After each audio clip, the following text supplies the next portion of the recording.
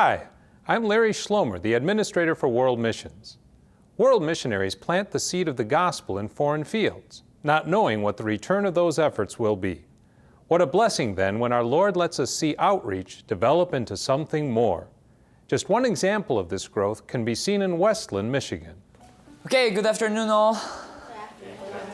Mr. Frank Kim teaches at Huron Valley Lutheran High School, a Wells area Lutheran high. When I teach, I'm really excited about it. I want them to learn something. I'm just so excited about teaching. So let's look at the example. Example 1. Originally from Korea, Frank Kim came to America for his high school education at Great Plains Lutheran. Once there, his Wells teachers encouraged him to consider Martin Luther College.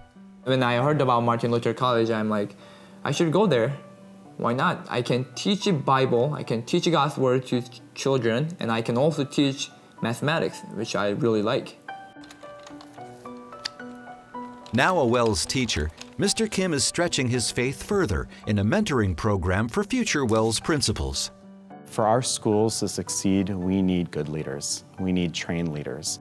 Huron Valley Lutheran has a number of international students from a range of cultures. Frank Kim is uniquely suited to serve this group.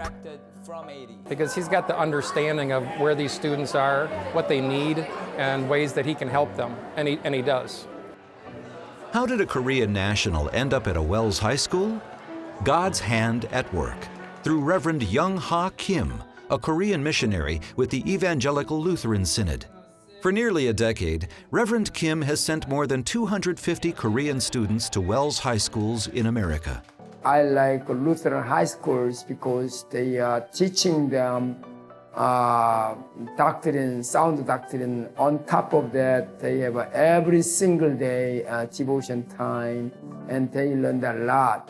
The flow of Korean students to America is just one example of how interconnected world missions and ministry has become. The value of these engagements becomes clearer. That same idea was the impetus for a recent meeting of the 10 church bodies we are in fellowship with in Asia, known as the CELC. To strengthen those relationships between our Wells and our world mission fields. For them to be able to get together with like-minded Christians from other countries fighting the same fight of faith, it's going to be a great encouragement to them to know that they're not alone in the fight of faith.